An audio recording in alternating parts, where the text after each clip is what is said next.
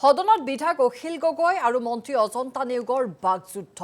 পৰ্যটন উন্নয়নক লৈ সোধা প্ৰশ্নত দুইৰে মাজত বাক বিতণ্ডাৰ সৃষ্টি হয় বাটপথত কিয় এটা প্ৰস্ৰাৱগাৰ নাই বুলি প্ৰশ্ন উত্থাপন কৰিছিল বিধায়ক অখিল গগৈয়ে পৰ্যটনস্থলীলৈ যোৱা পথত প্ৰস্ৰাৱগাৰ নিৰ্মাণৰ দাবী জনাইছিল বিধায়কগৰাকীয়ে আৰু বিধায়ক অখিল গগৈক উভতি ধৰে মন্ত্ৰী অজন্তা নেওগে অপৰিষ্কাৰ কৰি ৰাখিছে শিৱসাগৰৰ ৰংঘৰ কাৰেংঘৰৰ বাকৰি ৰংঘৰ তলাতল ঘৰ চিকচিকিয়া কৰি থৈছো বুলি আকৌ প্ৰত্যুত্তৰ দিয়া দেখিবলৈ পোৱা গ'ল বিধায়ক অখিল গগৈ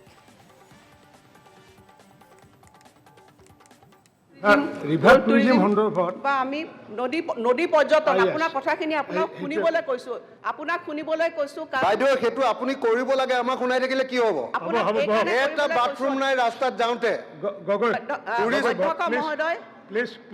আমাক সেইটো বনাব লাগে বুলি আমাক শুনাই থাকিলে কি হ'ব সেইটো বনাই দিলে খেলা খতম স্যাৰ এগৰাকী মহিলা মন্ত্ৰীক সন্মান জনাব লাগে ও মন্ত্ৰী মহিলা থাকে নেকি মন্ত্ৰী মহিলা থাকে নেকি ও মহিলাসকলক আপোনালোকে তলত ৰাখে তাৰমানে এনেকা উঠি কেনে কিয় কথা কৈ মহিলাসকলক তলত ৰাখে তাৰমানে আমি ডাঙৰ আপুনি বহক আহিয়ে ভিতৰত মহিলাসকলক মইতো ভাবো যে বাইদেউ বহুত ওপৰত গগৈ মইতো ভাবো যে ইয়াত বহুত মন্ত্ৰীতকৈ বাইদেউ বহুত ওপৰত মহিলাসকলক আন্দোলন কৰিবলৈ খালি ব্যৱহাৰ কৰে তেওঁ অধ্যক্ষ মহোদয়ক মোক ক'বলৈ দিয়ক অখিল গগৈ ডাঙৰীয়া আপোনাক মই এইকাৰণে কৈছোঁ আপোনাৰ সমষ্টিলৈ মই গৈছিলোঁ অধ্যক্ষ মহোদয় মই দুখেৰে ক'ম মই যে আজি পৰিষ্কাৰ পৰিচ্ছন্নতাৰ কথাখিনি কৈছোঁ তেখেতৰ সমষ্টিত মই বহুবাৰ যেতিয়া তেখেতৰ সমষ্টিত ইমানেই অপৰিষ্কাৰ অৱস্থা ভাবিব নোৱাৰা যিবিলাক মানে আজি তেখেতৰ ৰংঘৰ আছে বা বিভিন্ন ধৰণৰ থানবিলাক আছে ইমানে অপৰিষ্কাৰ অৱস্থা তালে বিদেশী পৰ্যটক কেনেকৈ আহিব এজন বিধায়ক ৰংঘৰ তলাতল ঘৰ মই চিকচিকিয়া কৰি ৰাখিছোঁ আপোনালোকৰ বিজেপি পৌৰসভাই টাউনখন নষ্ট কৰি পেলালে বিজেপি পৌৰসভাই শিৱসাগৰ টাউনখন একদম লেতেৰা কৰি দিলে অধ্যক্ষ মহোদয়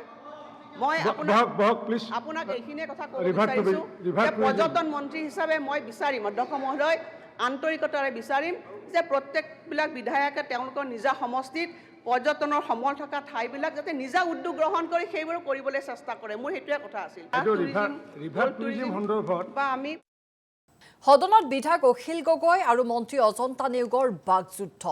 পৰ্যটন উন্নয়নক লৈ সোধা প্ৰশ্নত দুইৰে মাজত বাক বিতণ্ডাৰ সৃষ্টি হয় বাটপথত কিয় এটা প্ৰস্ৰাৱগাৰ নাই বুলি প্ৰশ্ন উত্থাপন কৰিছিল বিধায়ক অখিল গগৈয়ে পৰ্যটনস্থলীলৈ যোৱা পথত প্ৰস্ৰাৱগাৰ নিৰ্মাণৰ দাবী জনাইছিল বিধায়কগৰাকীয়ে আৰু বিধায়ক অখিল গগৈক উভতি ধৰে মন্ত্ৰী অজন্তা নেওগে অপৰিষ্কাৰ কৰি ৰাখিছে শিৱসাগৰৰ ৰংঘৰ কাৰেংঘৰৰ বাকৰি ৰংঘৰ তলাতল ঘৰ চিকচিকিয়া কৰি থৈছো বুলি আকৌ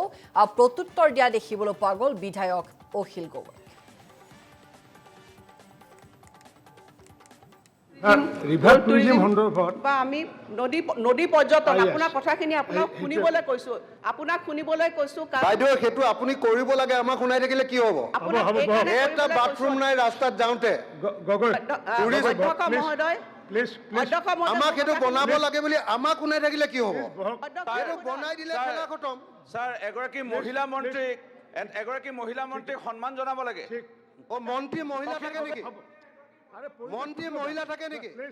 ও মহিলাসকলক আপোনালোকে তলত ৰাখে তাৰমানে এনেকা উঠি কেনে কিয় কথা কৈ মহিলাসকলক তলত ৰাখে তাৰমানে আমি ডাঙৰ আপুনি বহক আহিয়ে ভিতৰত মইতো ভাবো যে বাইদেউ বহুত ওপৰত মইতো ভাবো যে ইয়াত বহুত মন্ত্ৰীতকৈ বাইদেউ বহুত ওপৰত মহিলাসকলক আন্দোলন কৰিবলৈ খালি ব্যৱহাৰ কৰে তেওঁ অধ্যক্ষ মহোদয়ক মোক ক'বলৈ দিয়ক অখিল গগৈ ডাঙৰীয়া আপোনাক মই এইকাৰণে কৈছোঁ আপোনাৰ সমষ্টিলৈ মই গৈছিলোঁ অধ্যক্ষ মহোদয় মই দুখেৰে ক'ম মই যে আজি পৰিষ্কাৰ পৰিচ্ছন্নতাৰ কথাখিনি কৈছোঁ তেখেতৰ সমষ্টিত মই বহুবাৰ যেতিয়া তেখেতৰ সমষ্টিত ইমানেই অপৰিষ্কাৰ অৱস্থা ভাবিব নোৱাৰা যিবিলাক মানে আজি তেখেতৰ ৰংঘৰ আছে বা বিভিন্ন ধৰণৰ থানবিলাক আছে ইমানে অপৰিষ্কাৰ অৱস্থা তালে বিদেশী পৰ্যটক কেনেকৈ আহিব এজন বিধায়ক ৰংঘৰ তলাতল ঘৰ মই চিকচিকিয়া কৰি ৰাখিছোঁ আপোনালোকৰ বিজেপি পৌৰসভাই টাউনখন নষ্ট কৰি পেলালে বিজেপি পৌৰসভাই শিৱসাগৰ টাউনখন একদম লেতেৰা কৰি দিলে অধ্যক্ষ মহোদয় মই